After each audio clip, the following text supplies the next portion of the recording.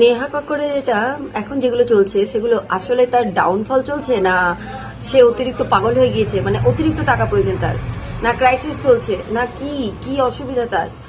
যেই মেয়েটা একসময় প্রচুর ভালো গান গাইতো বলে সবাই তাকে ভালোবাসতো, প্রচুর প্রচুর ভালোবেসেছে মানুষ। আমি নিজেও হয়তো একসময় খুব ভালোবাসতাম, কিন্তু এখন তার ললিপপ চাই।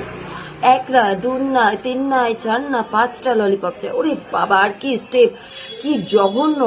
এর আগে যখন আমাদের ওয়েস্ট বেঙ্গলে এসেছিল তখন তো জঘন্যই ছিল, স্টেজে উঠে কি বাজে বাজে ড্যান্স করেছিল। তো যাই হোক, এভাবে খোলামেলা ভিডিও আমি করি না, কিন্তু তোমাদের কি মনে হয়, তোমরা কতটা নিতে পারছো? আমি জানি কমেন্ট বক্সে ভরে গিয়েছে, তাকে সবাই একটাই প্রশ্ন করছে যে কেন, এমন কি প্রয়োজন হয়েছে যে এখন এত রাফ ভাবে ভিডিও বানাচ্ছে যে মানুষ মানে নিজে কমফোর্টেবল থাকতে পারছে না তোমার গানের সাথে। আর এত বিচ্ছিরি, এত কিসের প্রয়োজন, এত কি দরকার পড়লো তোমার হঠাৎ করে? তো তোমাদের কি মনে হয় এই হঠাৎ করে এত ডাউনফল কেন?